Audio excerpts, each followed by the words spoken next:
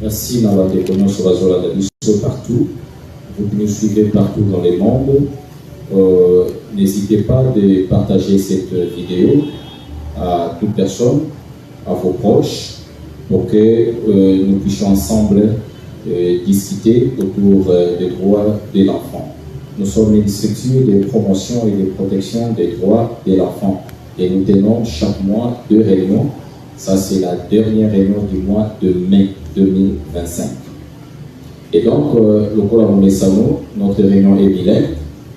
Nous demandons aux membres ou aux tierces personnes qui ne sont pas encore connectées de pouvoir se connecter et de partager ces directs et d'interagir aussi, parce que réaction cause à la direct, nous allons répondre sur le banc.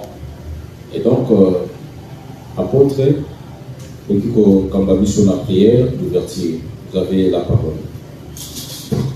Merci beaucoup de s'engager.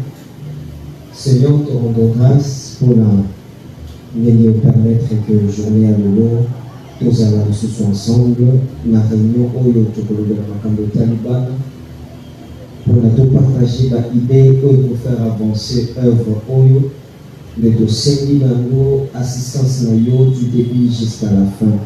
Dossier de sécurité et protection dossier Seigneur au fond de l'esprit afin que nous soyons awa et malamu pour que aussi nous soyons awa et débattu dans les sengeli pour toujours solution ya malamu na venir ya bana et na venir ya structure au nom de Jésus-Christ nous sommes libérés. Amen. Amen. Merci apôtre pour la prière d'ouverture. Voilà rapidement, toujours sur la lecture de points inscrits à l'ordre du jour, tout en attendant l'approbation par les membres qui sont dans la salle et vous qui nous suivez en direct. Le premier point, c'est le rapport de la réunion du 10 mai 2025, la toute dernière réunion au Tosala qui est en mois de mai. Le Colamouné Santo Tosala a 2 réunions par mois. Et Yami Balé, la JSP face à la loi portant protection de l'enfant. Notre structure, la JSP face à la loi portant protection de l'enfant, c'est la loi numéro 09/001 du 10 janvier 2009 portant protection de l'enfant. Et point Yami Satou, toujours là sur l'éducation des enfants. L'éducation des enfants comme 3e point. Le dernier point est divers. À répondre, nous avons 3 ou 4 points où ils ont inscrit dans l'ordre du jour de manière provisoire, tout en attendant l'approbation des membres qui sont dans la salle et de ceux qui sont en ligne. Il y a les gros choses, c'est les rapports de la réunion du 10 mai 2025. Il y a Mibalé, c'est la JSP face à la loi portant protection de l'enfant. Il y a Misatou, c'est l'éducation des enfants, puis il y a sous les alliés divers. Est-ce qu'avec l'accord ou l'approbation des membres qui sont dans la salle et de ceux qui sont en ligne, on peut conserver ces points ou bien ils en ont d'autres choses de modifier? S'il y a une autre observation, manifestez-vous, veuillez vous manifester par rapport au projet à bas point mis à l'ordre du jour. C'est bon? Les points inscrits à l'ordre du jour sont adoptés.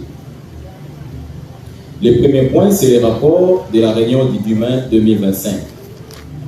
Dans cette réunion, on a tout le qui Makambo Pelé, tout le qui la place de la JSP dans la société, au local Lelo, toujours le Sikoyo, la JSP face à la loi. Mais mon colonel tout le qui la place de la JSP dans la société. On a tout insisté sur la place où il jusqu'à aujourd'hui, c'est la place principale, la place primordiale pour la sécurité et la banne. Et tout le qui ils ont une place à responsabilité, société n'a plus que Koufa, bateau pour remplacer Bissot pour vos éducation à B. Tout le qui paie, ils ont une place à contrôle. Pourquoi? Parce que nous sommes en partenariat avec les rebelles et si nous sommes dans Bazoleka, et c'est que le contrôle est salama. Et c'est que nous frotté Maboko, attaque ici comme on a Salimbeba, Bissotobaka qui était au Tika. Donc c'est aussi une place de contrôle. Et mais c'est que ça soit un contrôle permanent. pas un contrôle et il y a façade, un contrôle au peut permettre orientation sama nandenge et sengeli.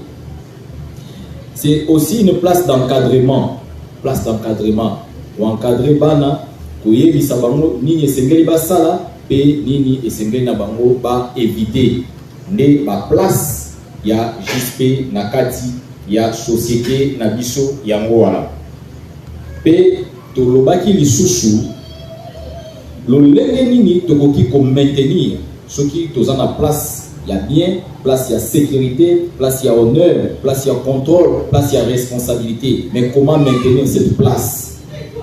Tolobi esengeli esalama par voie ya ba collaboration et l'institution nyonso, la collaboration de tous les milliers où passe l'enfant. Collaboration esengeli esalama.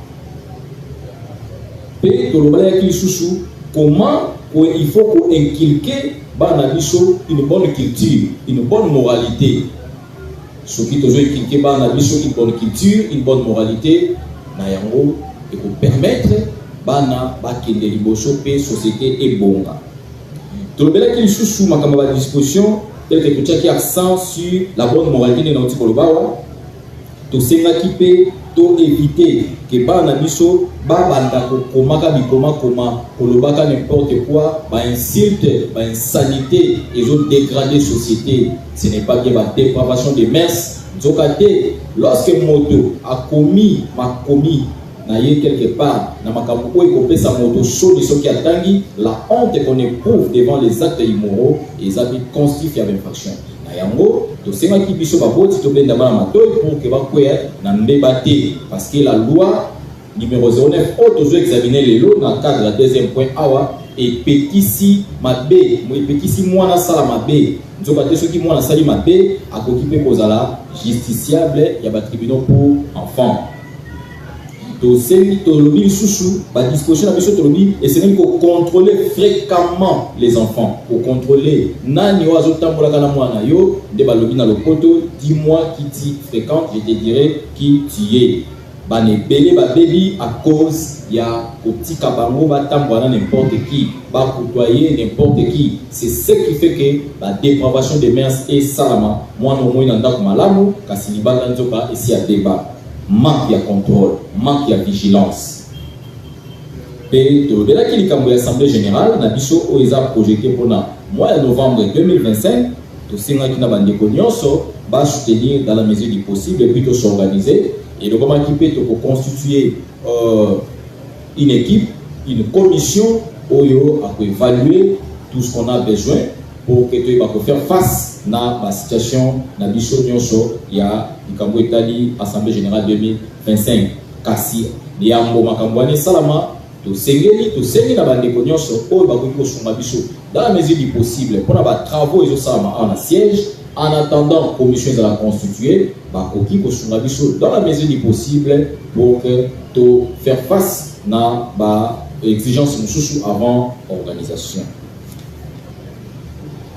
Et to sengaki montant to tunaki ce qui est dans la fixé nini on a débat que ça en commission a koyeba kopesa biso image sur les devoirs ou sengeli to ça ba proposer pesa maki ebele na bandeko pesa ki noté to baki to kota et ensemble dans commission ni ko la retenir pour que to avancer.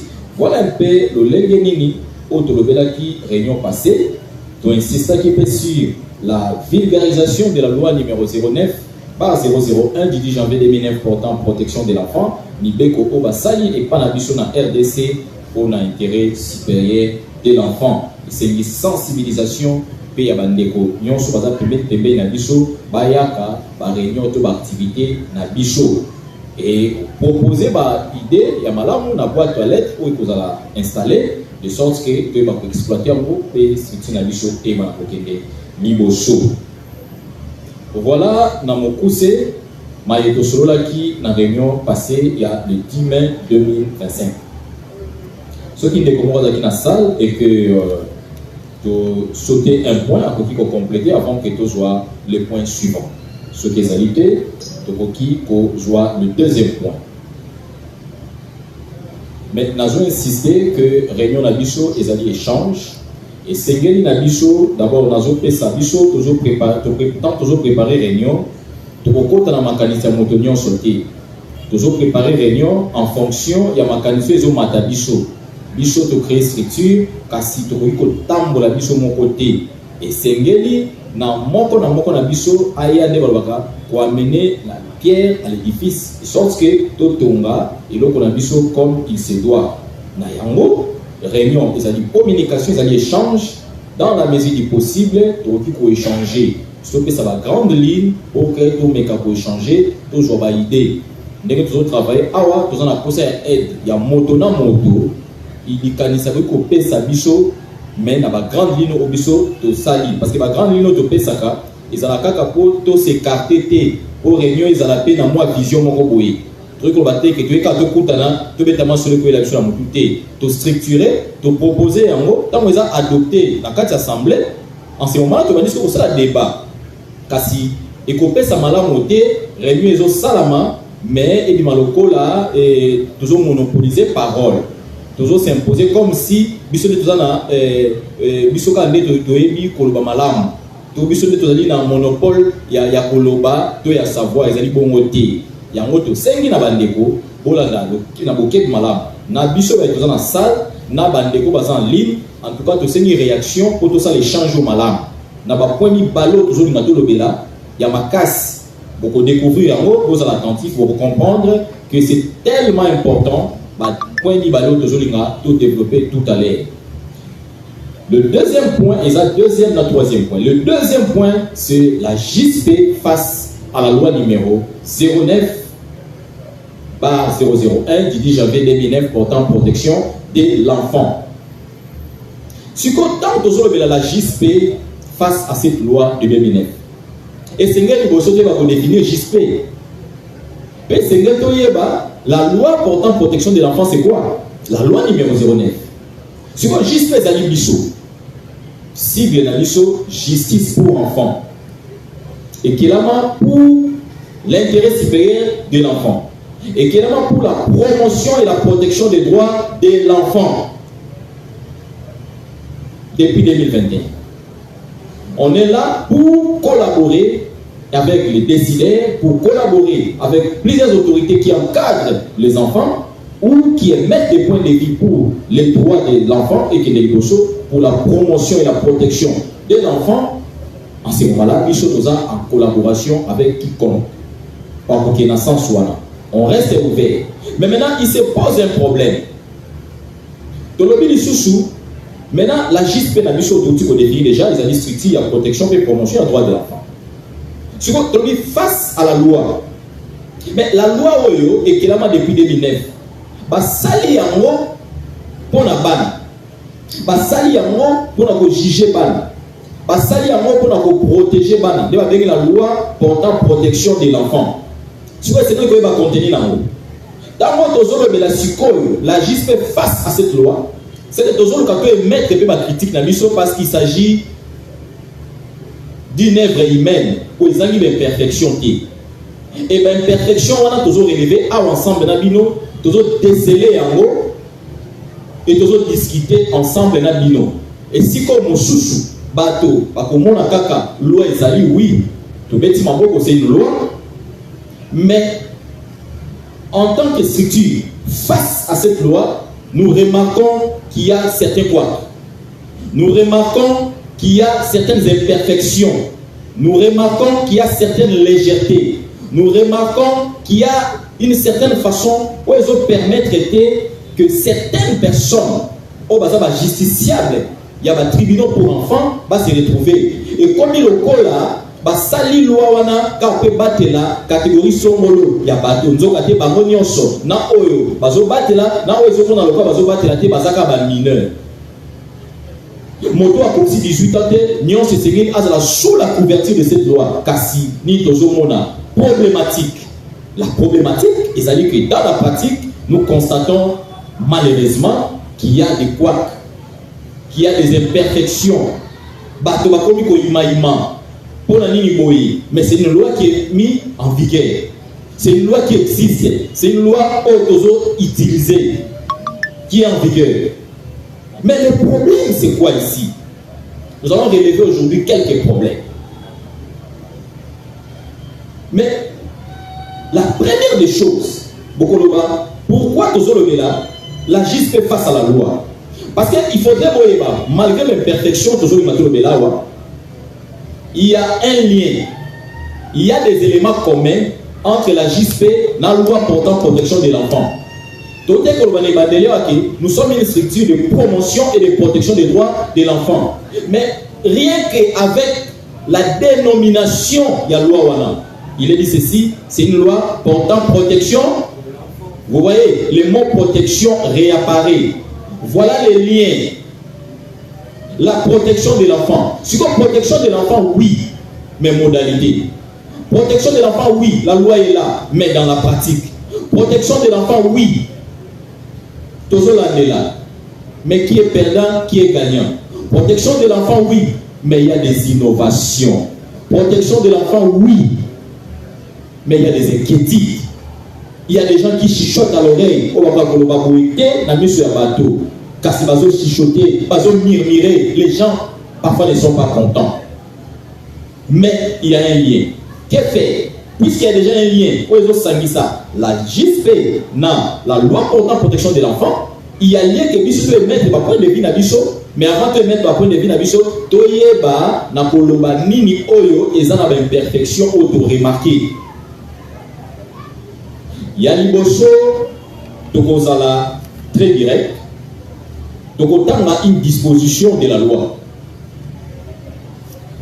Nous autant à l'article 95. L'article 95 de la loi portant protection de l'enfant. Il est dit ceci. L'enfant âgé de moins de 14 ans bénéficie en matière pénale d'une présomption irréfragable d'irresponsabilité. Je reprends. Article 95. L'enfant âgé de moins de 14 ans bénéficie en matière pénale d'une présomption irréfragable d'irresponsabilité. Fin de citation.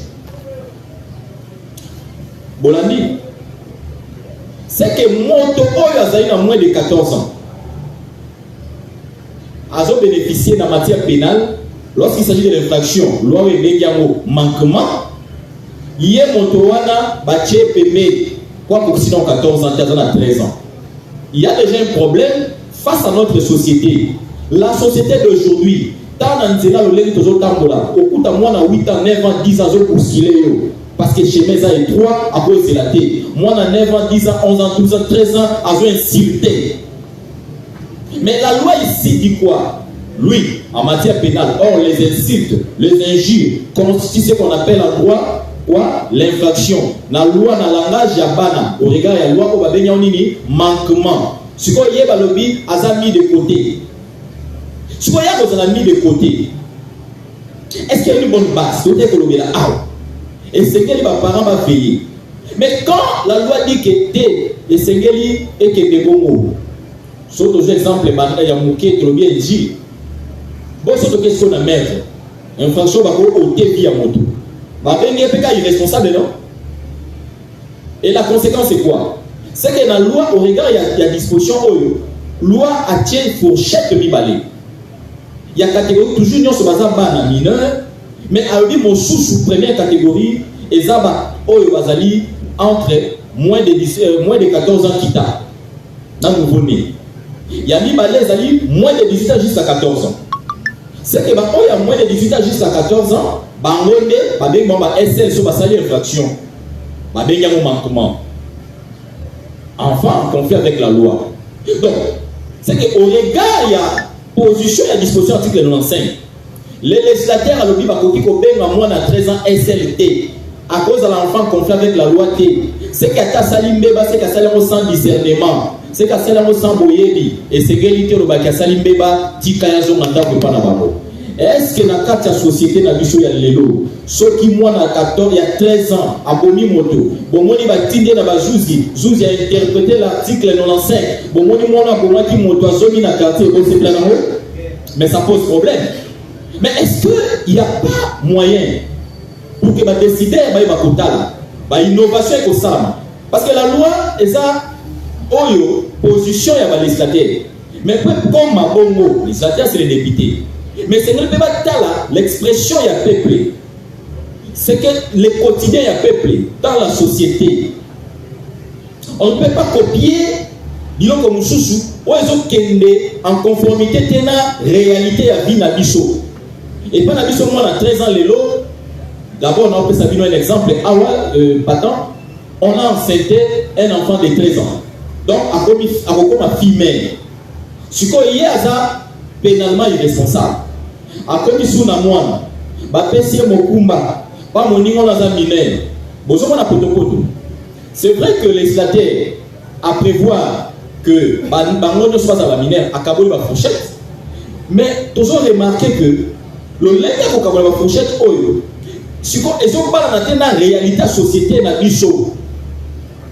Est-ce que moi il y a 13 ans, c'est vrai, à un discernement, mais est-ce que Azali bien encadré pour que manque de discernement na pesa et bima comme il faut.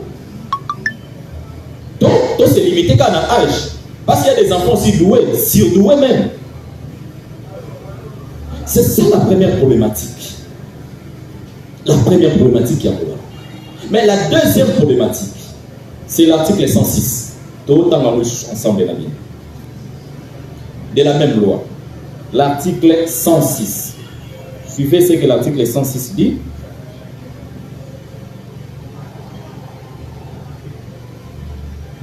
Awa, il s'agit, il y a des mesures au juge et c'est qu'il y a joie. C'est là que ça révolte encore. Ça dérange la pratique.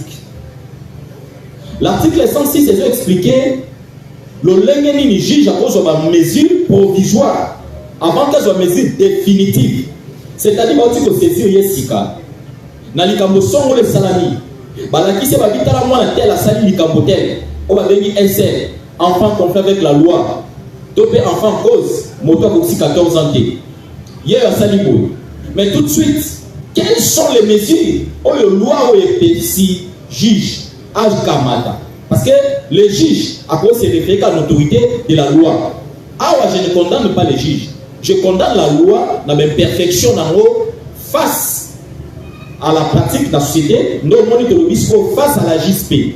La JSP, dans la société, nous cherchons comment protéger les droits de l'enfant, mais tout se retrouver dans la miscade. Il y a une disposition telle que l'article 106. Bon, la verset qui dit l'article 106. Les juges pour enfants, c'est une possibilité pour énumérer. Avant de statuer sur le fond, prendre par voie d'ordonnance ligne de mesure provisoire suivante. On va dire pour énumérer la première mesure. Placer l'enfant sous l'autorité de ses pères et mères ou de ceux qui en ont la garde. Ça, c'est une mesure provisoire. Il y a un comme détenu. Si juge a dit, ah, ok, attends, il qualification, il y a qualification, il y a vol, il y a qualification, il y a viol, il y a qualification, il y a injure, il y a qualification, il y a meurtre, peu importe, infraction, donc, il y a un manquement. Si on loi on article 106 c'est fait signe de la juge avant qu'elle s'en mise ça. À une mesure provisoire en attendant qu'il y ait suite. Parce qu'au cas où tout de suite. Si on fait ça la ligne en attendant article 106. Donc il a dit par le but à qui quand on est moi na yewana à kamatier à pesier na maboko ba parents na ye quels sont na enda. Si on na pratique qu'est-ce qui se passe parce que ce n'est pas dit ici dans la loi. Bakosali sa responsable un acte d'engagement. Ou à reprendre la disposition de l'article 131. Qui dit l'article 131 A, par le but, ceux qui paient sur moi dans Congo, et c'est une audience. Ceux qui ont été, il y a une soustraction de l'enfant devant la procédure. Et ça finissable dans le Kangayo. Si vous avez pas ce problème, il va dire. L'article qui est énuméré, les autres aussi, point de placer l'enfant sous l'autorité de ses pères et mères ou de ceux qui en ont la garde. La conséquence, cette disposition de l'article 106 est qu'on parle dans l'article 131 dans l'objet de sa sanction. Que ceux qui paient sur moi et c'est qu'on est dans l'audience, seraient été c'est qu'il va s'en unir, parce qu'il y a un procès acte d'engagement pour nous. On peut reprendre depuis l'article 131. Maintenant, qu'est-ce qui se passe dans la pratique? C'est déplorable. Au moment là, confier moi dans Bongo, moi dans Oyo, à outil comme ça la viol. Et il y a un quartier, manquement à viol, mwana oyo asali mbeba songolo oyo juge loi elobi avant qu'il y ait un enfant avec une mesure provisoire ba confier yo mwana ba bozwa mwana yo zonga na ye basali ordonnance ya révision à mesure ba pesio ba parents kende na ba parents au moins ba parents ba déclarer que était mwana oyo a zo kende classe tout ça bazong sieta. Dans l'entretemps, lorsqu'on est par exemple en matière de viol et zo senga basa l'examen le plus tôt possible pour que ma trace s'efface. Il y a des manœuvres qui se créent.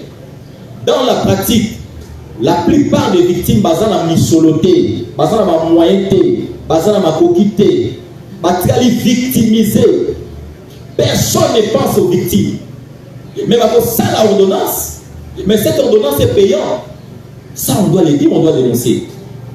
Moto oyo asali mbeba bazui azu misolo pesi na zuzi zuzi asali ordonnance abi kebenda nzoka te biso kanisa ki moko ya réforme de koloba misolo wana ba ko pesa juge et ça la garantie pour permettre l'autre partie à qui n'atteint l'hôpital non mon commande dans la pratique et comme ça ma bonté ba koloba l'ordonnance d'aujourd'hui et ça pour bâtir alors moi dans un mandat il est dans un privilégié privilégié de privilégiés il y a zoninda victime ont souffert parfois d'un traumatisme là la blessure parce que ça mineur parfois pas koyer baté que si va libérer à son cas dans à moni gaillard né wala zotambo pe na beaucoup d'arrogance voilà basamba kana mutambo moté voilà mais même bon on va fouti et ça wapi point d'interrogation. C'est là que nous demandons aux décideurs de faire face à la situation qu'on contrôle ces faits, qu'on contrôle. Lorsqu'on paye l'argent pendant que la victime souffre d'un traumatisme, nous parlons pour les enfants, mais surtout les enfants désœuvrés, les enfants vulnérables, les enfants faibles. Au bazana ba parents bana misoloté, au bazana ba on de côté, au bazana de quoi ministre té, bazana de quoi juge té ya magistrat té. Bazaka bongo, mais ba violer moi na yo. Siko ba zui, mo doit violer ba di ke nenda parce que azana misolo sur ordonnance. Siko esili na noté. Tango ya ko nyonso zo interpréter à l'article 106, mais au sani sur l'article 131 plus la pratique.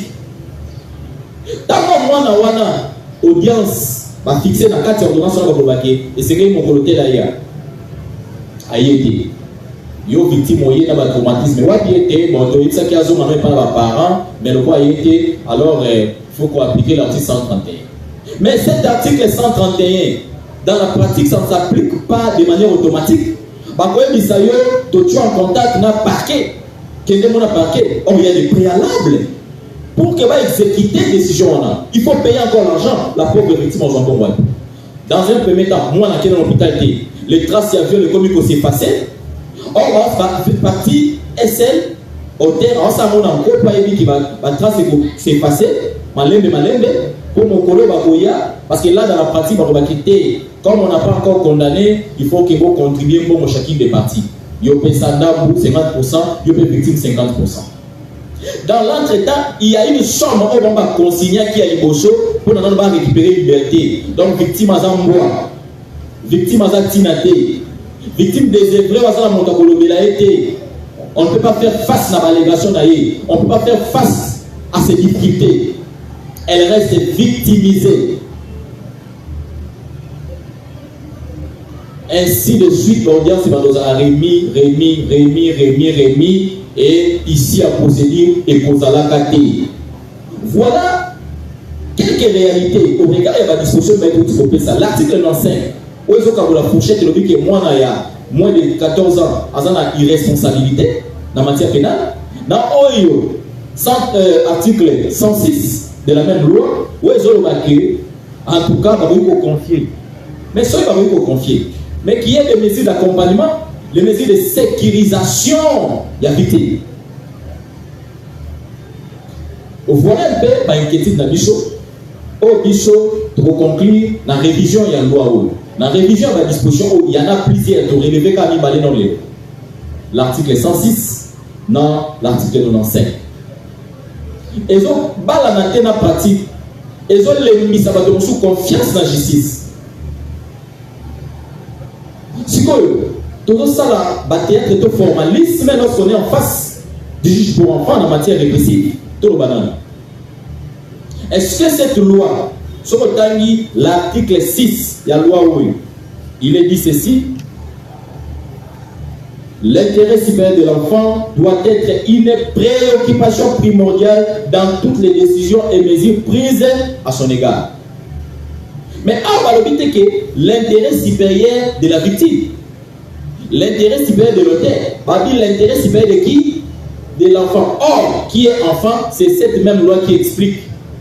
C'est toute personne qui n'a pas encore atteint 18 ans. Na victime, na auteur, parce que c'est mineur. La troisième petite chose qu'on a compris pendant que c'est nos paroles, toujours dans le cadre, il y a ma difficulté. Au moins dans la pratique, il y a maintenant un problème par rapport à l'âge.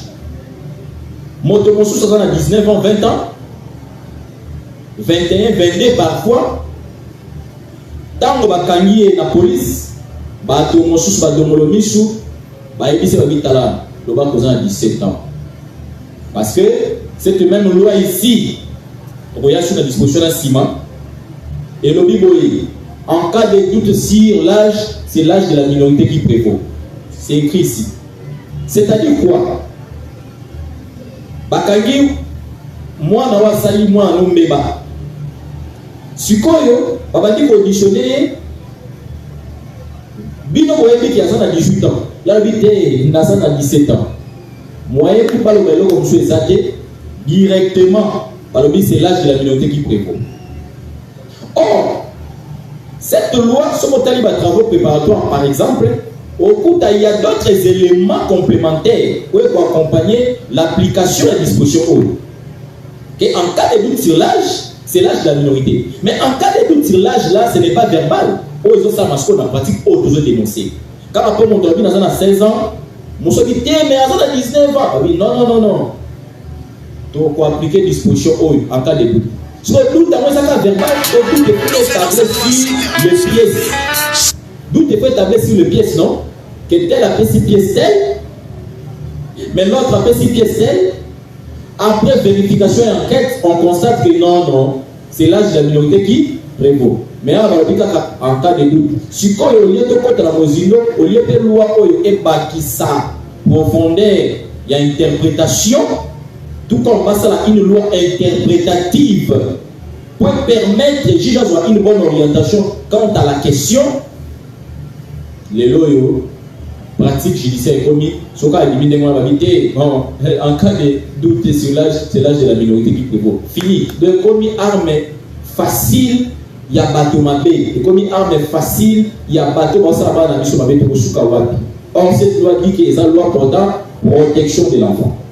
Voilà l'inquiétude d'Amicho en ce qui concerne la JSP face à la loi portant protection de l'enfant.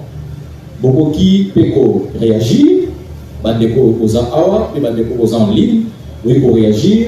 Parole les zones pas parce que Nassina de Bakiawa, s'il y a des questions, parce que c'est une matière très sensible, la matière qui touche à l'enfant, ils sont sensibles. Beaucoup qui peut tourner, beaucoup qui peut compléter, et pour que tout soit avant-dernier point de vue, c'est l'éducation des enfants. Parole les zones pas la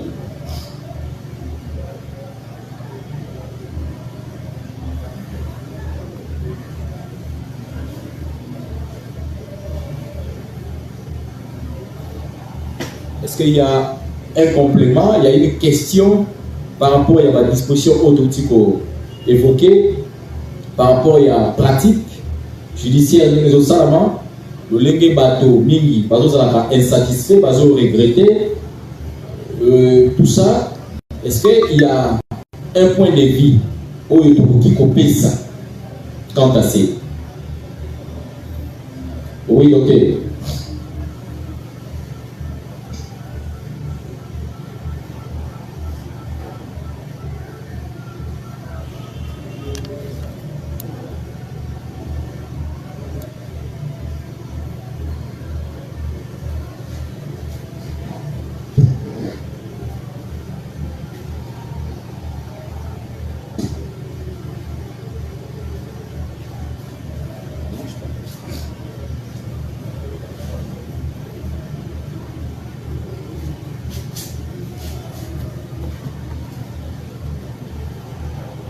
Ah, le barara. Le barara, Bobo, on micro au marché. Allez-y, docteur. Merci beaucoup, Président, pour la parole. Par rapport à concernant les deux lois. Les deux dispositions. Les deux dispositions de loi. On a pour les cas pratiques, comme vous venez de les dire, la modification, je crois, et ça va maintenant, il faut la parler mal. De exactement. De vider, alors, quand on a juste peu, on va faire par rapport à la bio. Oui, normalement, nous devons pour ça un peu vite pour avoir vu les 4 mots. Et nous mettons pour tout le temps, des fois, voilà, ceux qui disent ça, j'ai pris au plus ça va être. La chiche doit remarquer en cas de minorité, c'est là qui peut vous comprendre les jours. En cas de doute, c'est la minorité qui peut vous acheter la minorité.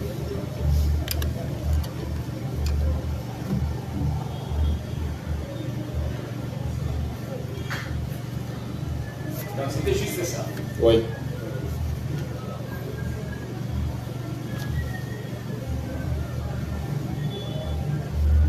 Donc, voilà, merci docteur. Les commissions occupées pour battre sa préoccupation.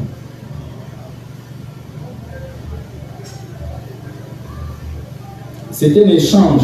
Ah ouais, toujours sur là. Des échanges pour monopoliser parole T. Oui, papa.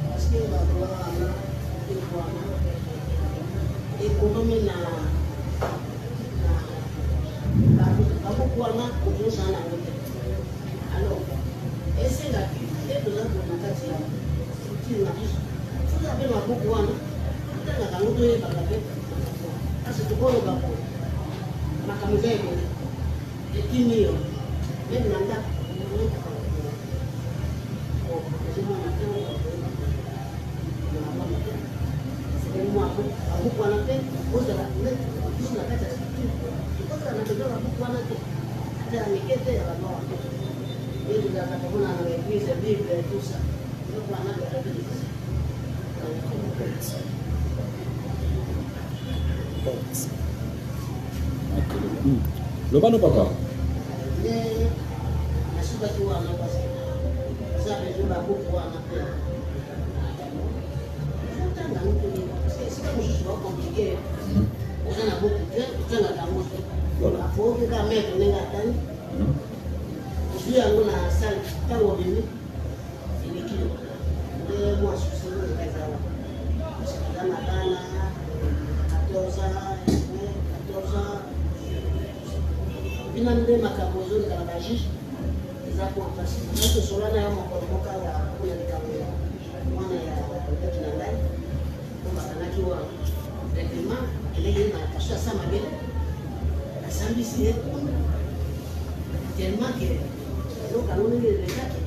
Azaki Mine.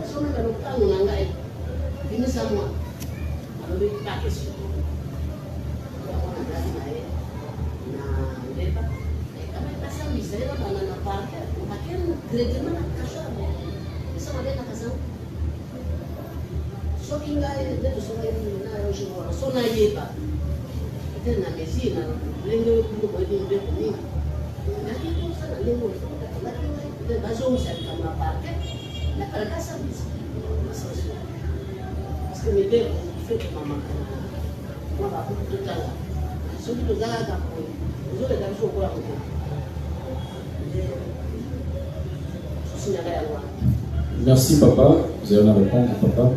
Dans mon préoccupation des malades, mais les sengeli koyeba, biso awa toujours spécifié, toujours le bela plus makambwetali la protection de l'enfant, toujours le bela bana.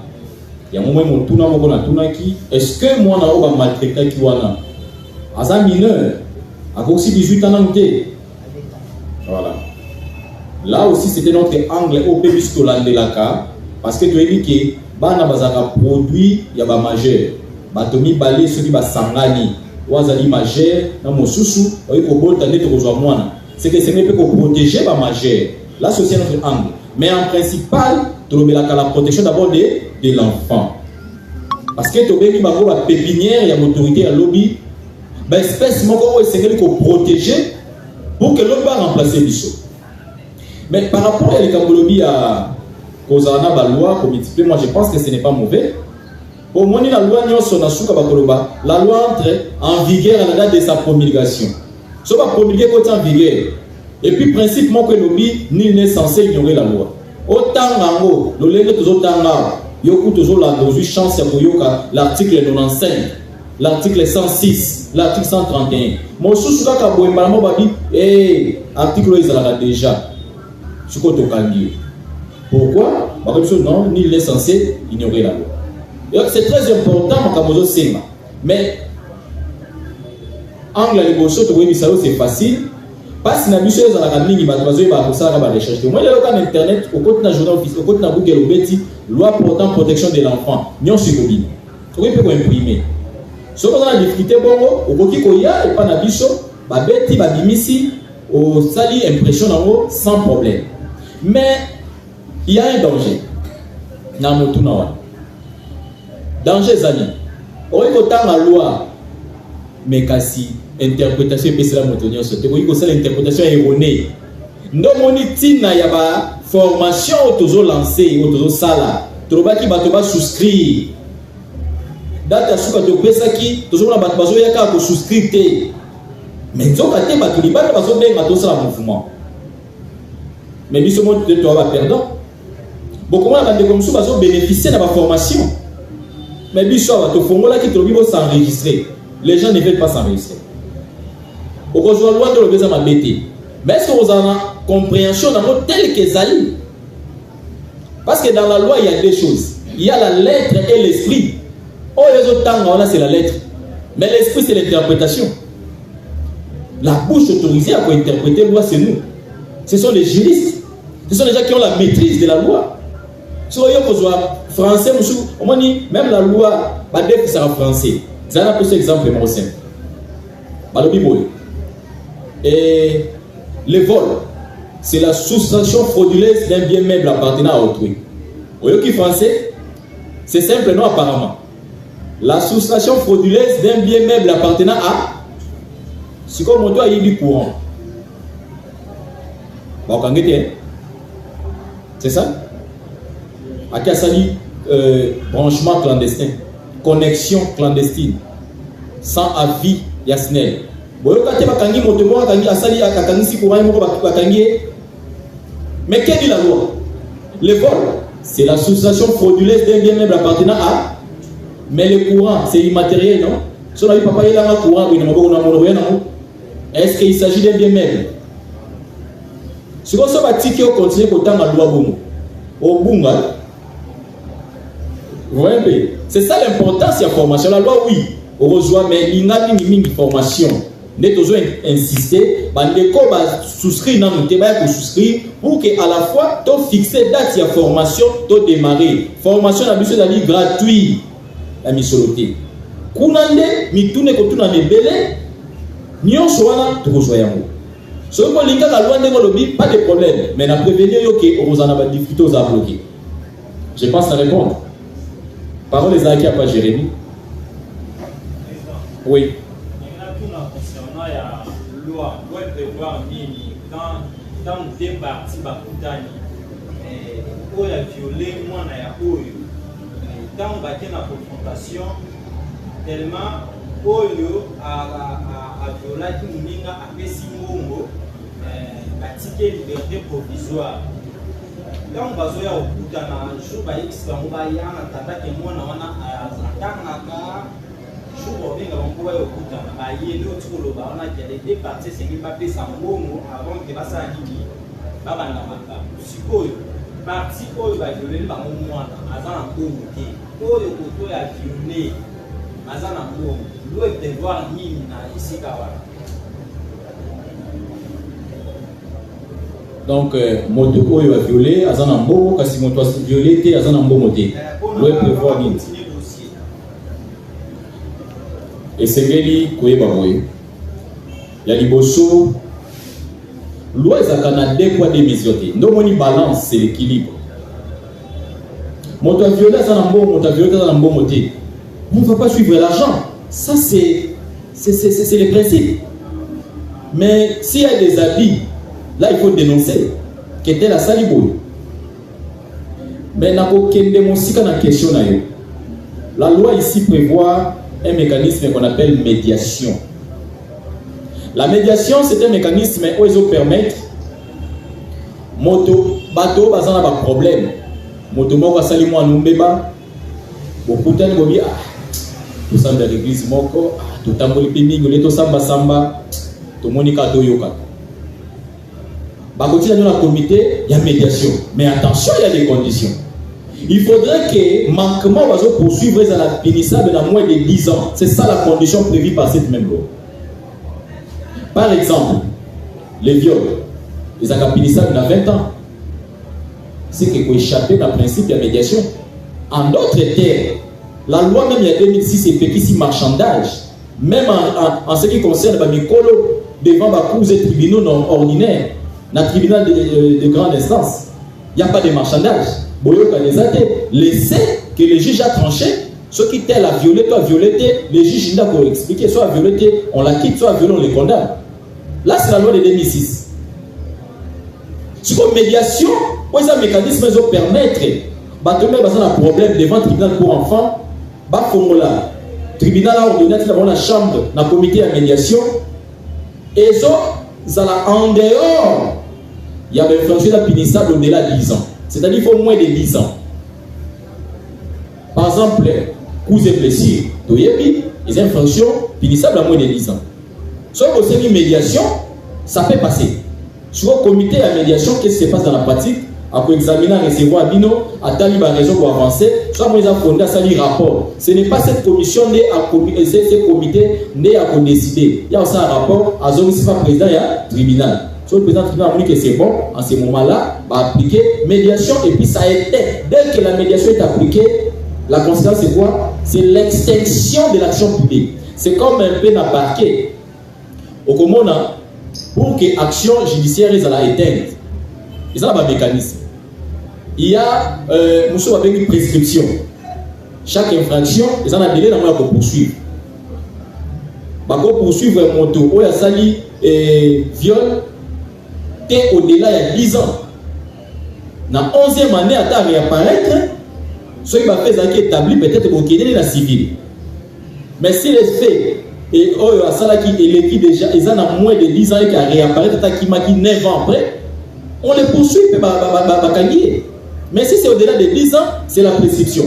Et lorsque le juge a saisi des faits et qu'il y a des évidences qui attestent qu'il va faire ils ont prescrit que délai la poursuite de l'équipe. S'il s'agit du magistrat du parquet, par exemple, qu'est-ce qu'il fait? Il classe les dossiers. Pourquoi? Pour prescription. Parce que la loi, ils en attendent. Beaucoup sont ils en forme et en fond. Ils en attendent, il y a pour poursuivre mon malgré ce niveau. Pour le oh, mais moto, toye, ça qui m'a ticket pour aller là. Mais il est venu, il banda, il y a période, il y a prescription, on ne peut pas les arrêter. Il est couvert. Vous voyez? Donc, ce qui tend à poursuivre les alliés, on poursuit sans complaisance. Maintenant, si dans la pratique, Babavi Réseau Salama, que tel à Salim Beba, Quand là, il faut dénoncer. Là, il faut dénoncer. C'est pas comme ça. Si c'est un juge qui le fait, tu dénonces. Si c'est un avocat, tu dénonces. Si c'est tout le monde, vous dénoncez. Pourvu que vous autres dénoncer, vous autres porter, et ça la vraie. Il y a la hiérarchie. Donc, je pense que c'est comme ça. Nous avons répondre, que ceux qui vous ont satisfait, c'est bon? Est-ce que mon tour monsieur Zali? Oui, mon frère. S'il faut dénoncer, déjà, sur la juridiction, il faut les chaîne, il y a une procédure à bord. Parce que ceux qui ont dossier comme un pour enfant, les solutions qu'on a mis, soit tu vas salir la mafia. Là, pour dénoncer, là, il faut encore passer. Puis, quand on va aller quand on a la procédure, il y a une formation.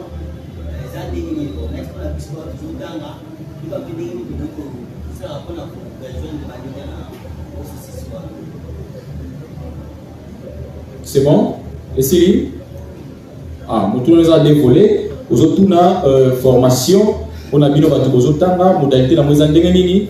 Et au lobby, ceux qui bavirent et salami, impunité, tout ça, beaucoup dénoncer en Moab, c'est ça. Mais ceux qui bavirent et salami, papa. C'est très simple. On dénonce. Si on a la capacité de dénoncer à place de vous venez chez nous. Sinon, lorsque un juge, un avocat, un partenaire de justice a commettre bavure, il y a la hiérarchie. Par exemple, quand on est en face, c'est le tribunal pour enfants. Le tribunal pour enfants a le même rang que le tribunal de grande instance. Le juge pour enfants, c'est un juge d'instance. Même grade. C'est que vous pouvez aller chez le premier président de la cour d'appel. Si c'est un juge, il n'est pas président, vous pouvez saisir son chef hiérarchique qui est le chef de la juridiction. C'est aussi simple que ça, non? Mais dans tous les cas, lorsque vous vous retrouvez dans le cas de difficultés, que vous ne pouvez pas exercer vos droits, en ce moment-là, vous recourez à eux. Nous allons vous orienter. La deuxième question par rapport à la formation, c'est très simple. Il faut que vous souscrivez. C'est gratuit. Vous souscrivez. La fille, c'est 10 000 francs. La formation est gratuite. Mais maintenant, la formation, il faut souscrire. Toyo Kana, tant il y a formation et coupé, ça m'a selon emploi du temps. Il y a ça, un horaire unique. On tiendra compte, il y a bâton, surtout il y a bateau. Tout ça la journée, tout ça la heure, un horaire équilibré. Ce qui, l'horaire équilibré, ça permet de traiter pour tout le monde. On peut faire des horaires. De lobby, voilà, horaire il y a des bossos. Ezali, on a premier groupe. Horaire il y a mis balai, Ezali, on a deuxième groupe. Vous voyez? C'est comme ça. Vous avez toujours la parole. Vous avez toujours la parole.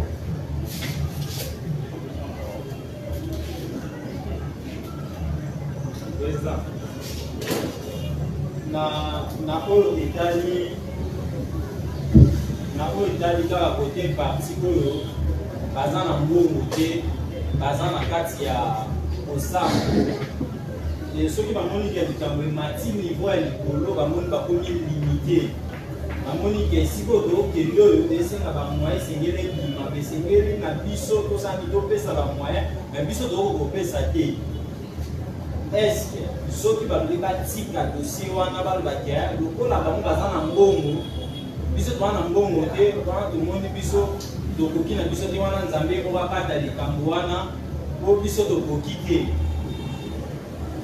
e na baprocédé ezalaka babengisaka bato babengisa bato oya bino boyebi ke bino boza na raison me toya na biso te po tomoi toza na biso na mbongo te. Est-ce que ozongisa bango baya basamba kude bakosunzula dossier wana abike lokola bango baose présente te totika bango anénocie mpe etikali kaka bongo. Merci, si vous une très bonne question. Voici la réponse.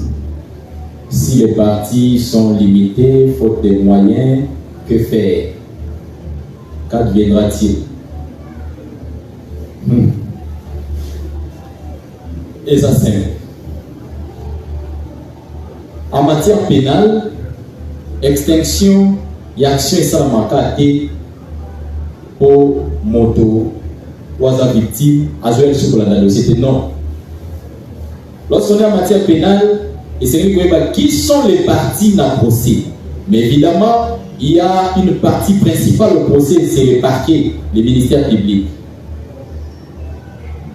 C'est comme ça que même au niveau parquet, il peut se faire que la victime a tiré le dossier, mais le ministère public continue à poursuivre. Oh, mais à exagérer, il y a ça qui désistement. Le désistement n'est pas le mode d'extinction d'une action publique.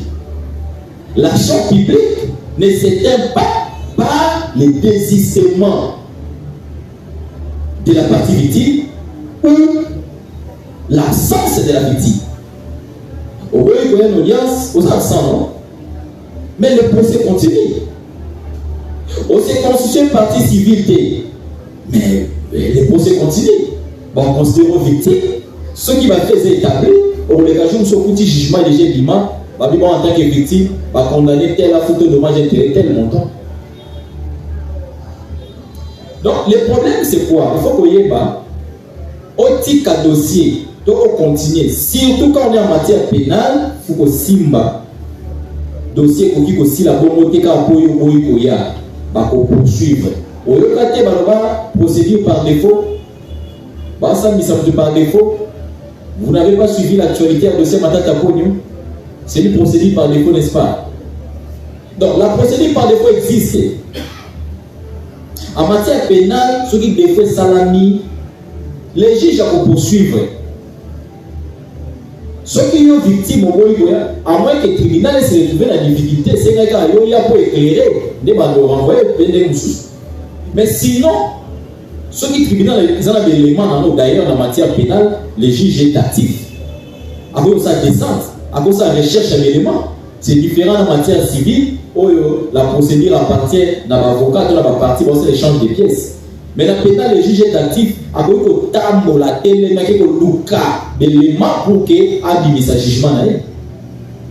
Et donc, en tant que victime, et qu'on pénalise le tribunal, tribunal est pour poursuivre Tina Souka.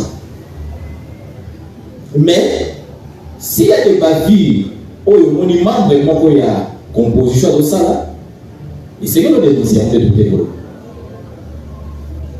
Oui, docteur. Oui. Par rapport à l'extinction en matière judiciaire, en matière pénale, et c'était pas existé. Oui. Tout le monde a révélé. Toi, déjà par rapport à la lettre, comment sur le plan théorique, mais sur le plan pratique, il faut le baser dans le solo. À côté, il faut quand même le juge président, pour la stade qui a poussé, à qui a corrompu eux-mêmes, mais aussi on a ses poursuivis. Maintenant, le problème est la kawan. Moi, on a classique, parce que la désistement, pourquoi pas se mobiliser? Puisque ceux qui, par exemple, le karaté, le matière, il faut se poursuivre tout comme bien, pour les qui sont passé 5 ans. Exactement. Oui. Tout le monde a révélé, et pour nous 3 ans, on se voit qu'il y a un corrompt, qui vient sur la constitution. C'est pourquoi il faut le dénoncer. Il faut le dénoncer. Quand il y a un ça ne va pas, il faut le dénoncer. Cause de la naïveté. Mais quand tu es naïf, vous avancez tout? Oui, papa.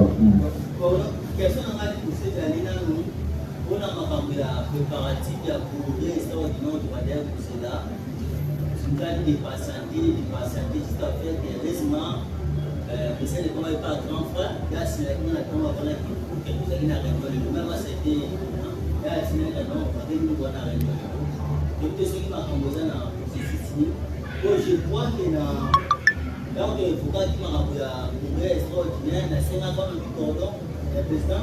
S'il vous plaît, est-ce que vous pouvez regarder un dernier point, parce que c'est une matière prévue dans le dernier point. Regardez Cartouche Wana. Merci beaucoup. Ok, on peut évoluer. C'est bon. Toujours avant-dernier point, l'éducation des enfants. L'éducation des enfants.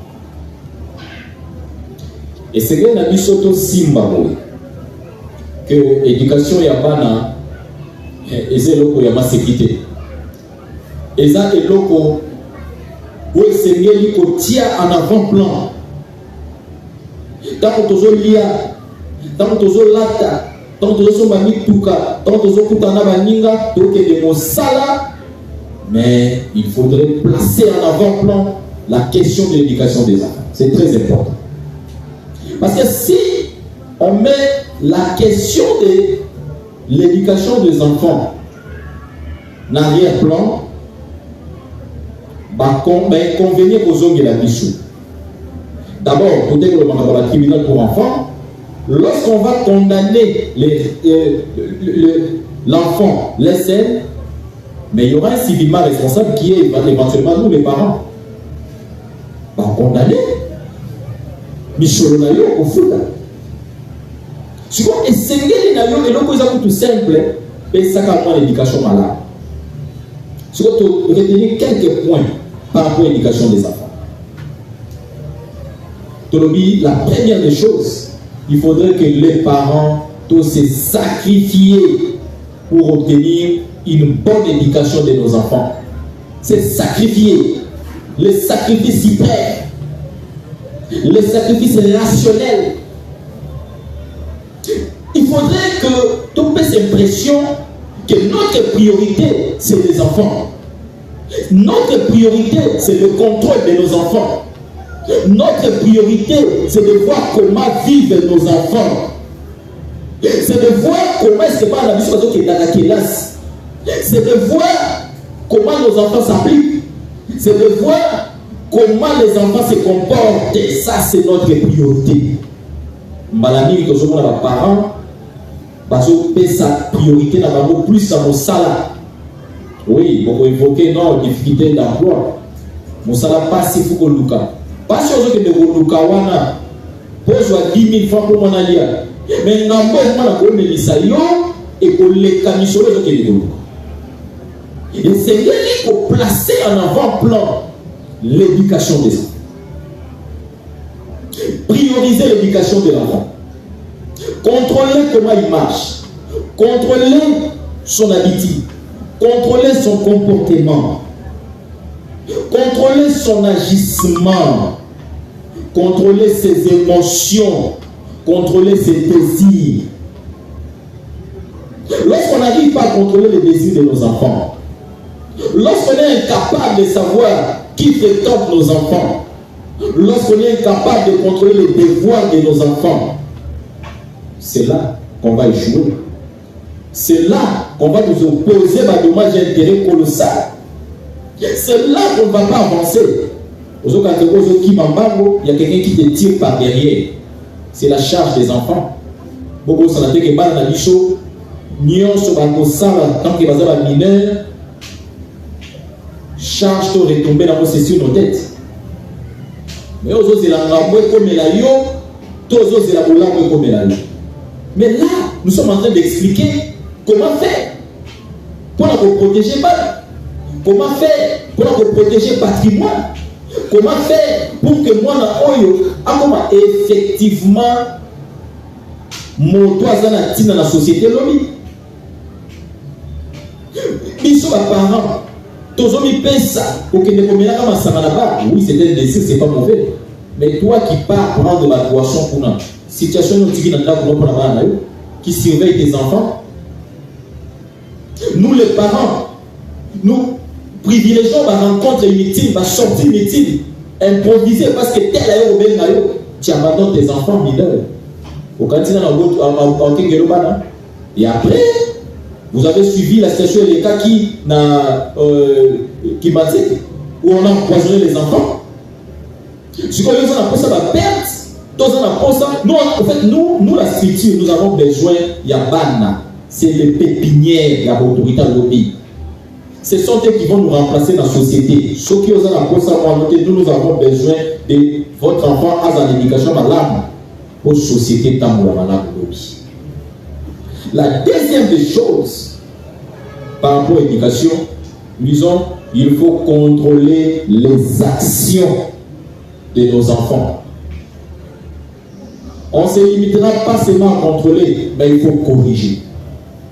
La plupart, il y a des parents toujours faillir l'éducation. Vous savez pourquoi? Toujours tu as un avant-plan, bah caprice yabana. Oui, bah caprice c'est tout total. Mais c'est comme chaque fois, caprice dans caprice. Et caprice, où ils ont dérogé règles. Il y a moral. Caprice, ils ont dérogé règles d'une bonne éducation. Tu peux comme ça, moi, quand j'y vais la nuit sabbat, ou bien ça caprice, ça y est, autre dit macaque. Non. Non. Pas comme ça. Il faut contrôler les actions yabana. Qu'est-ce qu'ils font quand ils ont été? Qu'est-ce qu'ils font quand ils sont dans balabala? Qu'est-ce qu'ils font quand ils sont ensemble dans la bango? Qu'est-ce qu'ils font quand ils sont avec les voisins? Et qu'est-ce qu'ils font quand on est absent? Parce que Baramsou Baza va hypocrite, son parent Baza à côté à Bongani. Mais nous, les parents, c'est nous qui contrôler.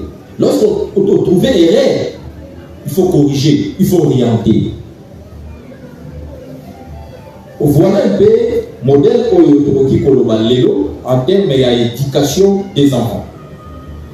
Et c'est que vous allez comme trouver des échanges, au bâtissa quelque chose, il faut que les parents se sacrifier, ma casse, puisque c'est la priorité des priorités. L'éducation, c'est la priorité des priorités. Il faut contrôler les actions de nos enfants. Il faut bien contrôler les actions de nos enfants et corriger. On contrôle, mais on corrige aussi. Et donc, Maloba, ils ont pas dans l'île, bandeko yo, tous en salle, puis bandeko yo, tous en ligne, pour que au méca dans la mesure du possible, pour expliquer les choses, pour bâtir la chose, quelque chose pour la structure de la bicho, pour l'amour, il y a la structure de la bicho. Parole et zoni et pas dans l'île.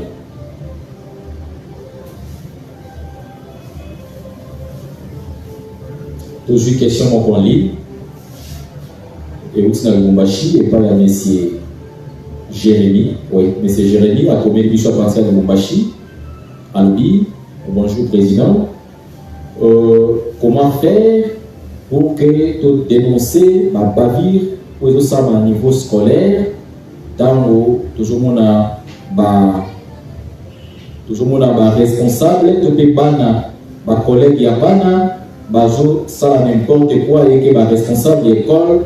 Bajo Sala et l'autre côté, donc Sala ou l'Egeli. Merci, M. Jérémy, à partir de Lubumbashi.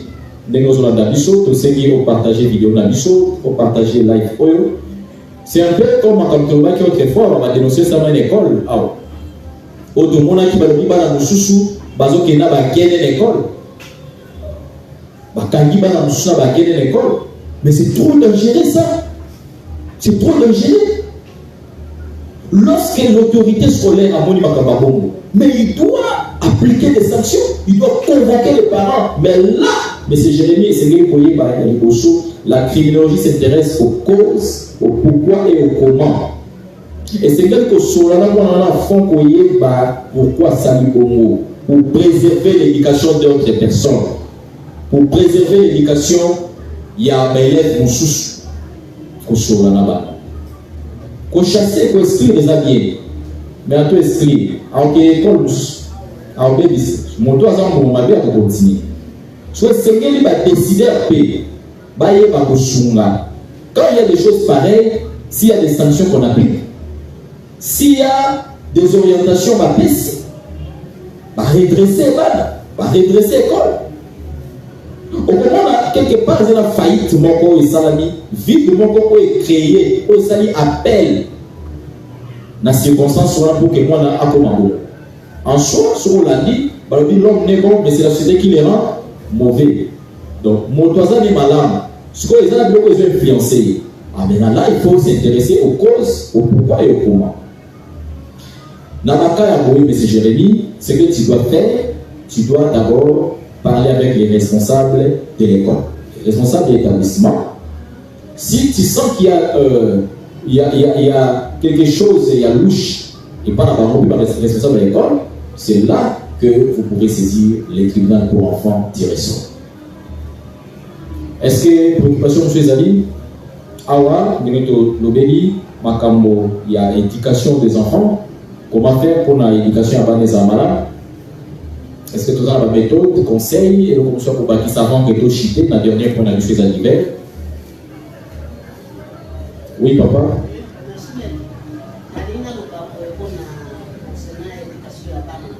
Oui, papa.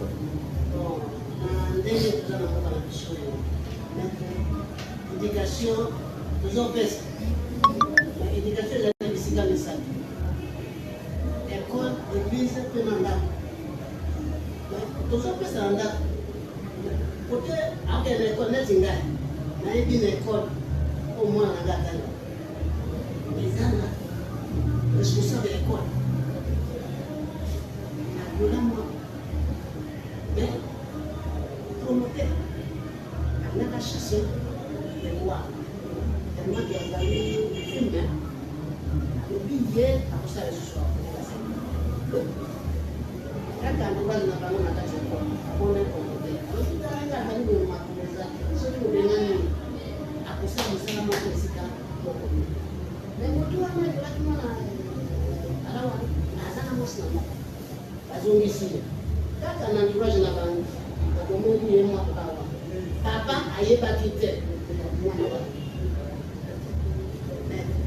Là, si on a l'éducation, parents ne pas se partager à quel moment pour le namoine, à mon action, à zone namoine, jamais. Parce que la Kénéenne, tu n'as pas à Kénéenne, à sortir à l'école. So, alors, quelle visite nous avons? Après que ça n'a pas parlé. Sauf visite namoine, on a mal.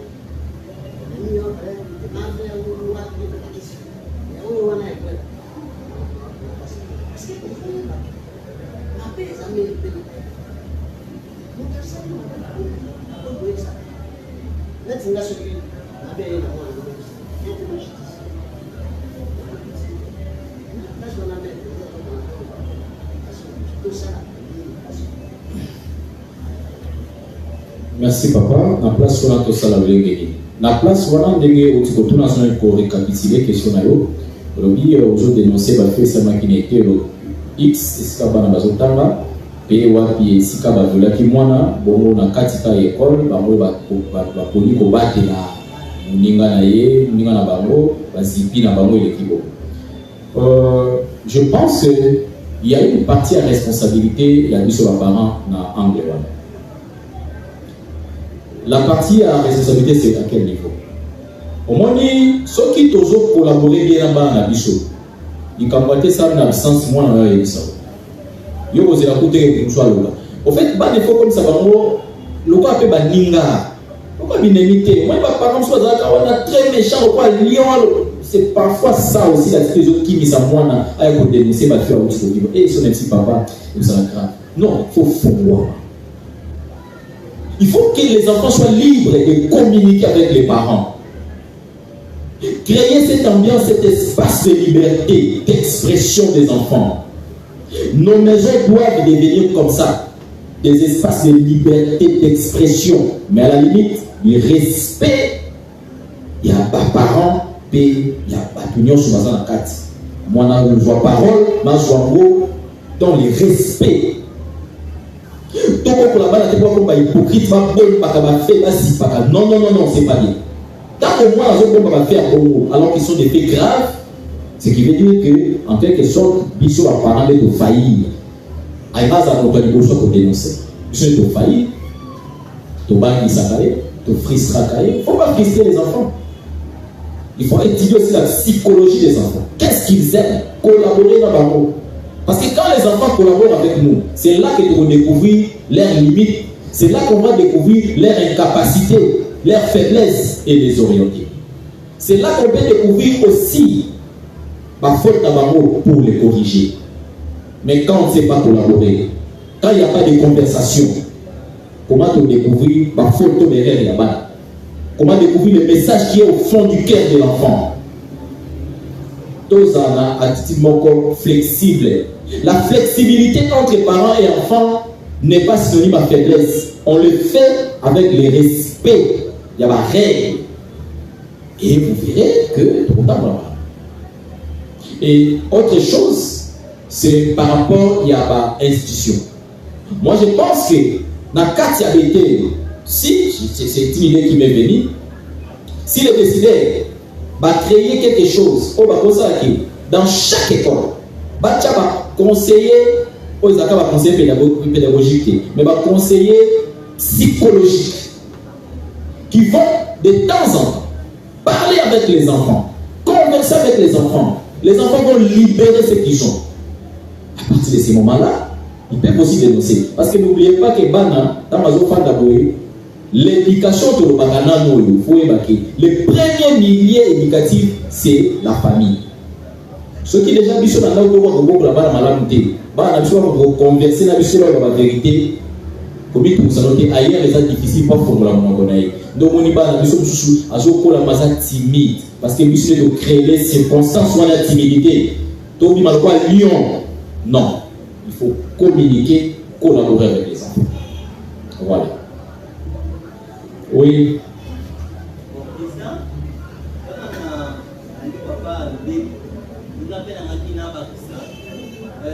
Est-ce que moi je propose à la guerre, ils sont en train d'aspect pour renforcer la sensibilisation dans l'école, dans l'église, pour le développement école, le comité très pire.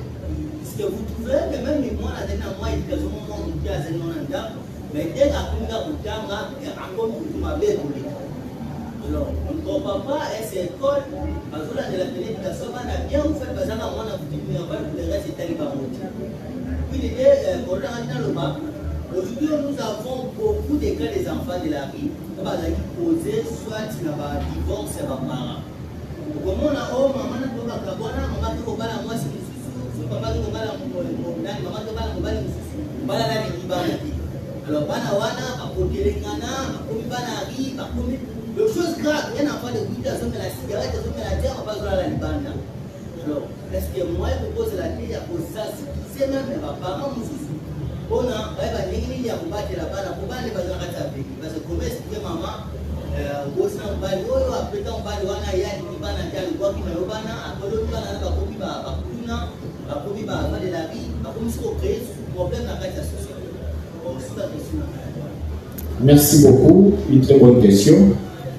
Moi je pense que c'est une question d'irresponsabilité des parents. Comment expliquer au divorce? Bon, c'est un cas qui peut arriver, on n'encourage pas, mais quand ça arrive, les enfants sont des innocents. Pourquoi les sacrifier?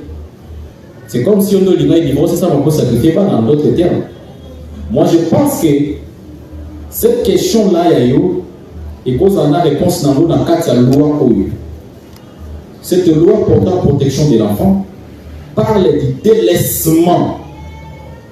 Le délaissement qui est prévu et puni par l'article 190 de la loi numéro 09/001 du 10 janvier 2009 portant protection de l'enfant. Suivez ce qui est dit, article 190. Le délaissement de l'enfant en un lieu quelconque est puni d'1 à 5 ans de servitude pénale principale et d'une amende de 100 000 à 250 000 francs congolais. Le délaissement d'enfants dans cette émission, pour enrichir en haut dans YouTube, donc pour ceux qui nous suivent, vous pouvez consulter notre chaîne YouTube, Justice pour enfants. J'ai expliqué le délaissement. C'était une conférence, un débat de Sténa Karon. On a expliqué, on a beaucoup parlé sur ça. En fait, le délaissement, il y a des termes appropriés. Donc là, il faut utiliser, on a utilisé en fait, le législateur même a utilisé deux mots, deux verbes. Abandonner ou rejeter. Lorsqu'on abandonne, c'est tel le cas. On sait que tel enfant ne pouvait vivre que chez les parents. Mais on abandonne ses responsabilités parce que au moment que mobile aujourd'hui, à lui que tiaba no pembeni, à lui soso même qui a limité. Mais sachant que ces enfants là vont presque une chose qui était. Kaka yon de Sénat bâti là-bas. En ce moment-là, tu as violé l'article 190. Si quand yo Bishonabino et Sénat to collaborer. Quand on trouve des cas de figure, on dénonce. Lorsqu'il y a des cas de figure, on dénonce. Parce que le droit n'est droit que lorsqu'on sait le revendiquer. Il faut que c'est aussi une façon que Sungaba Nawana. Je crois que vous pensez que moi dans la structure, d'ailleurs la plupart de nos choses au la orphelinat, l'éducation c'est au Bébaradis. Moto est beaucoup la moi malade, mais ça y est beaucoup mon mot c'est. Attends la maman t'aime. Yo mon été pas la chose dans la maison l'aise. Pas au fan de papa et la maman. Quand vous trouvez ma cas et dénoncez, saisissez-nous. Dénoncez. Parce que c'est prévu et puni par la loi. Article 190, tout le temps, parce que. Est-ce que mon tour, M. Zali, tout chité dans son hiver? Et le combat de ses amis? Allez-y, papa. Oui.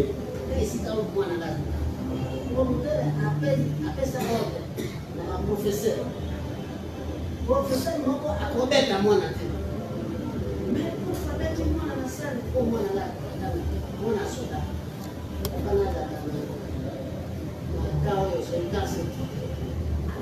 ma casse. Tu as un examen. Un professeur. Moi, on a une carte. On a un carte. La vie qui est bonne, on a des alacataires, on est à moi. Moi, on a un salle de l'année. On va mettre la salle de l'année. Professeur, il se met dans la problème. La bonne vie, c'est dans la problème. Et ça passe. Attendez-vous au lobby. Je suis là, on a son amour, on a mon amour. Le monde a la photo à l'aide, à l'aide, c'est non, à la table. Mais, dans la carte, trop dur, n'a pas fait. Tout le monde a dit que c'est là, concernant le fils d'Assalim. Je me rends à la Alexandre, papa, c'est une rama de la terre. Mais parce que et on voit une mission à Bana, moi, on a fait d'accueillir, on a passé pour faire qu'il y a ça dans le et là, il y a passé sur tout le monde. On a confié avec la deuxième commerciale, on a fait la quatrième. Moi, on a donné ma table à tout. Appuyer ça. Mais pas être autant.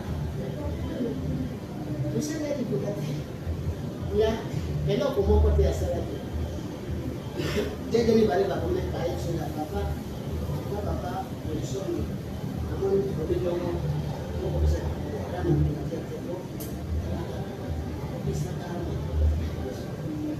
mais dans son côté, mais côté la guerre, président, et ça passe. La puissance va parler. Nous avons plus d'éducation dans la dénonciation, on est encore dans la dénonciation. On ne va pas dénoncer, c'est son appel. Il ne faut pas dénoncer, on va dire qu'il est loin. Et ils sont de la vie sur ce bord. Merci, papa. Oui, Jérémy. La dénoncé, c'est une école encore où on a la Taliban à Moussing. École Néni Moussing. Les Arabes. C'est la première. École wana tango na za isika wana na éviter ce que école wana quand les dolo de la concernant éducation ya bana na éviter ce qui va zo ba apprendre bana na biso nini kuna kamutali ba férié yango bango ce qui eloko bengami bongo férié na éviter ce qui calendrier scolaire na bango baza na retard to peni ce qui férié pas na bango eza férié Période gré, au nini pour la respecter. Ne l'auto, moi na so dénoncer. Ce que pas na ko bazota na ba ko e ba nini na ko e kali férié yango. ceux qui parlent de férié, n'a pas chauffeur qui est les arbres de les arbres fériés, mais par contre, c'est une bonne apana, ceux qui n'ont pas été dans la punition. N'a pas uniforme. Pendant que même soit été, mais il faut même apana. Parce que nous n'avons pas la mission de pas de ligne, il faut le temps férié en beau. Mais il y a mis les arbres. Moi, aïe classe. Papier si, papier à réunion des parents dimanche. Maman ça va quitter, maman qui lève le bout. Moi, dans la maternelle, tellement mon n'a pas quitté, à garder papier on a à 4 sacs. Moi, dans l'école, les maman ça lève dans la galerie. Aïe va quitter. Vendredi, il y a beau. C'est là pour vendredi pendant que j'ai dit, parce que cette semaine, on a un petit dossier, c'est moi qui ai dit pour l'école, pour ça, on va dire que les gens qui dimanche. Naya les bonheurs aussi comme moi. Madame, la maman maternelle, elle s'en a dit, pas pour appeler l'école de cette étoile. Il y a l'équipe de pour la vouloir quitter, moi, on a le droit au temps matin. Moi, on a le droit au temps matin. On a le droit au temps matin. Moi, on a gâté matière. Il faut aller à la réunion, moi, dans la maternelle, pendant que moi, on a fait la réunion. Et là, on a mis pour les autres, c'est pour papa. On va faire ça, pour moi, on a ça, attends. Pour ceux qui bossent, c'est ça que moi, on a le lot, on a possible. Ce que vous voyez, là, on a fait ça, on met la paix, mais c'est la base, on a eu. Le coup de commis bongo, on a dit responsabilité na bino hasard ceux qui a bungi ils ont la charge na madame on a ke kokuta na meselabe na tout na esoki lone uteli wa pendant que moi na petit ba réunion so moi na ayena réunion ba ba ayena réunion te pour na bazaki empêcher que moi na raté matière ndé mutuna osika papa zolo ba concerné tali makambo tali mbongo ko ezopesa mana ba niveau ya école. Vendredi na ye na remarqué ni que eza shida na bango bana ko ba parents ba na ba réunion te eza ke ba ko ma liste donc ba boss ezopesa ma ko bango ba mema na ndako na bango donc ceux qui viennent na réunion te eza ko la ndeti ozu problème na bango ceux qui yo so qui bango na ko kutana mais la paix qui mususo madame so bo minu ta etika mais oso ko pas de choses lundi bango tu es sous pression donc moi na komi mal à l'aise. Nesi ko biso tozo dénoncer l'école va férié mosengo ko établi ba loi ko ezaki ya ba punition ya bana ba ko mi ko risque ko rater ba matière mais bana ba petit ba réunion. C'est bon? Merci beaucoup. Na bandi na yo kolobi makambo ya ba férié d'abord faut évacuer les jours fériés na législation na biso mosala esalamaka te babenga ngo jour chômé payé. Donc mettez les autres matés, c'est comme ça. C'est contre la loi. Et nous demandons aux décideurs d'en tenir compte. Vous qui nous suivez en ligne, vous pouvez aussi dénoncer ces faits auprès des autorités.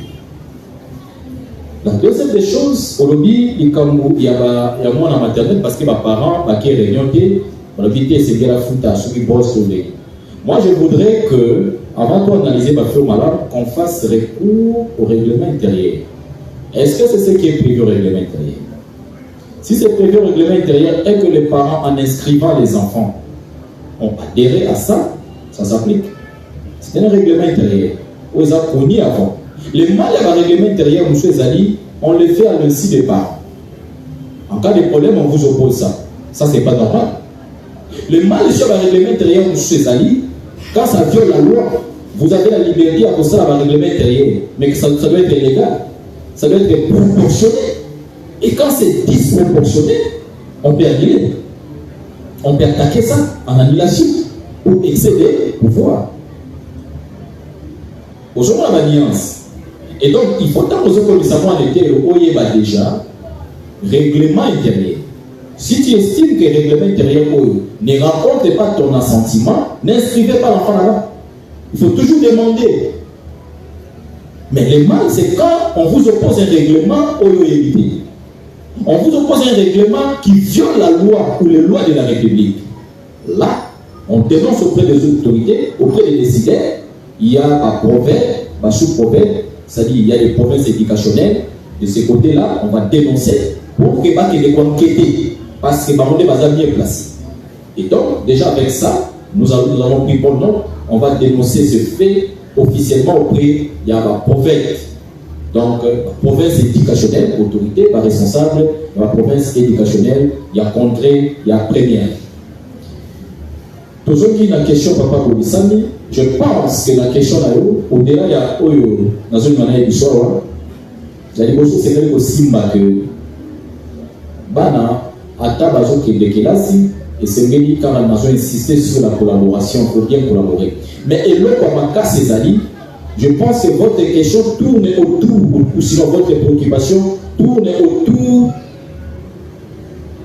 d'une conférence débat où toujours prévoir les châtiments corporels dans les milieux scolaires, une mesure d'éducation ou une violation de la loi pénale.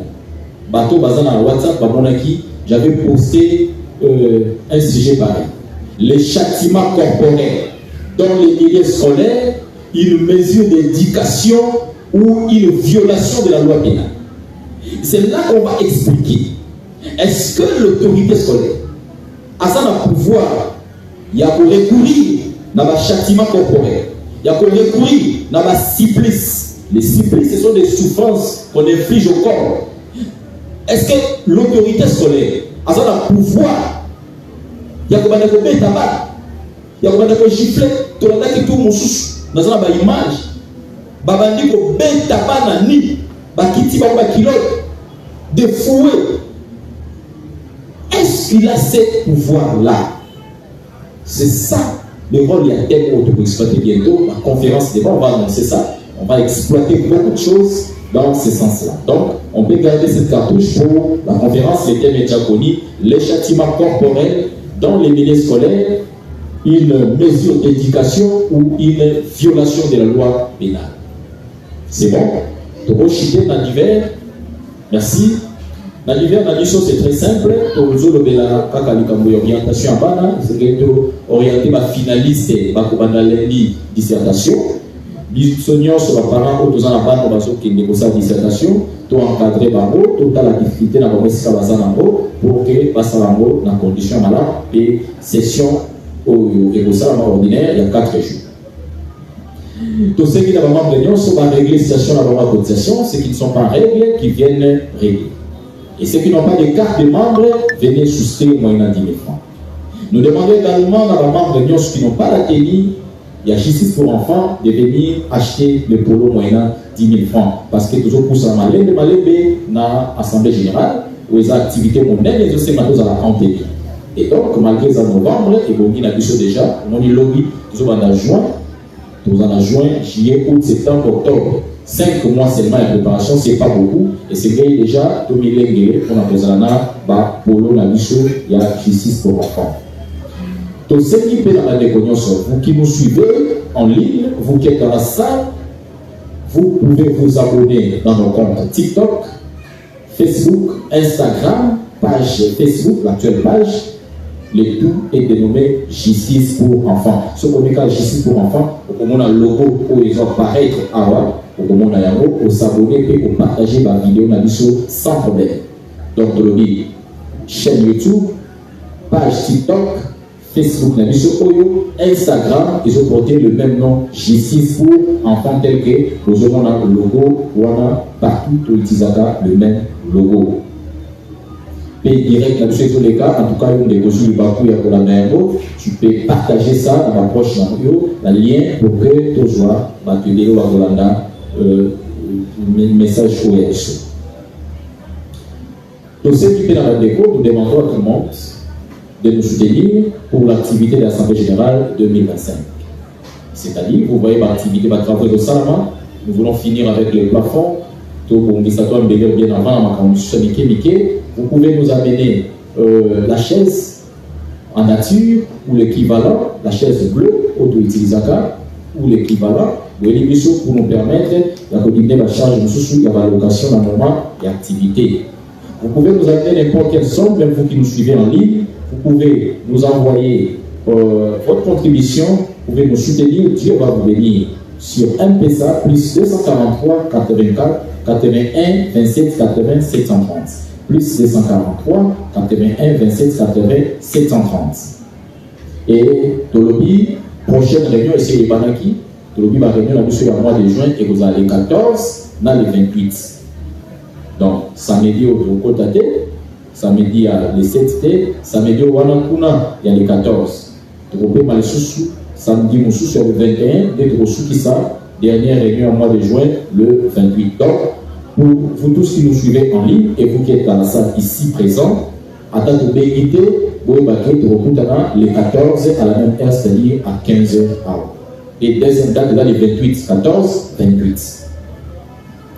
Voilà, divers oyongai na proposaki, ceux qui divers ezai panadino, pour qui c'est la 1 minute pour que nous remercier les qui sont en ligne. Merci à tout le monde qui était connecté. Merci de partager massivement cette vidéo. Merci de vous abonner à notre page Facebook, chaîne YouTube, page TikTok, Instagram, Justice pour enfants.